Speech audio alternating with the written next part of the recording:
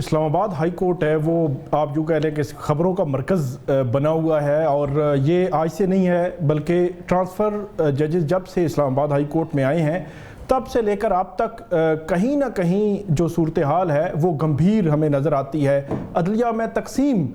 نظر آتی ہے۔ آج جو کچھ ہوا میرا خیال ہے یہ ایسی کوئی پریسیڈنٹ تو ہم اس کو نہیں کہہ سکتے، لیکن ایسا کام ہوا ہے جس کی کوئی مثال ہمیں نہیں ملتی کہ اسلام آباد ہائی کورٹ میں دو ججز بیٹھے اور اپنے ہی برادر جج کو کام سے روک دیا گیا۔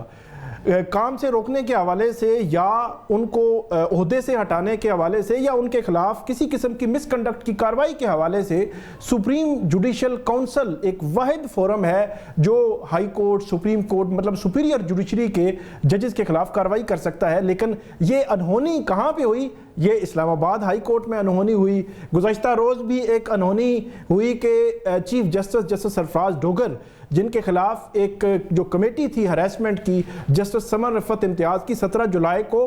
چیف جسٹس نے ہی اس کمیٹی کے بنانے کی منظوری دی تھی، تو گزشتہ روز وہ کمیٹی بھی تبدیل کر دی گئی جس لمحے وہ ان کے خلاف ایک ہراسمنٹ کی کمپلینٹ فائل ہوئی۔ تو یہ ایسا بھی منظر ہم نے جو ہے وہ پہلے نہیں دیکھا۔ تو یہ ایک بدلتی صورتحال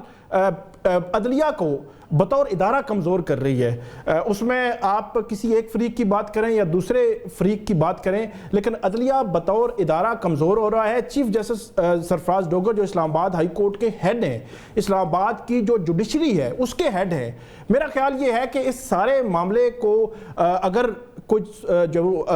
سلجھا سکتا ہے تو وہی سلجھا سکتے تھے یا سلجھا سکتے ہیں، لیکن ان کی جانب سے ہی دو قسم کے آرڈر، ایک کل اور ایک آج ہونا، میرا خیال یہ ہے کہ اب یہ معاملہ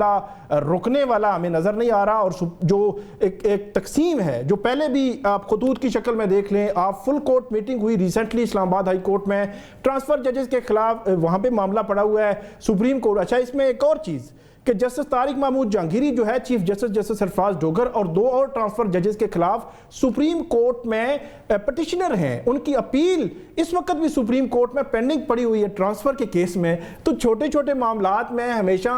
کنفلکٹ آف انٹرسٹ کی بات کی جاتی ہے کہ اگر جو ہے وہ کسی جج کا کسی دوسرے کے خلاف کوئی کیس چل رہا ہے یا کسی انڈیویجول کا آپس میں کوئی ایسا کلیش آ رہا ہے تو ہمیشہ سے جج پر اعتراض ہو جاتا ہے کہ کیونکہ آپ کا کنفلکٹ آف انٹرسٹ ہے تو آپ یہ کام نہ کریں، یا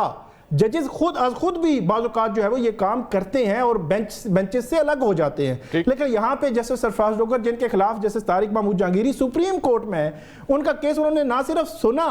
بلکہ ان کو کام سے بھی روک دیا۔ یہ آپ دیکھیے گا آئندہ آنے والے دنوں میں جب یہ معاملہ سپریم کورٹ پہنچے گا اور وہاں جا کر کھلے گا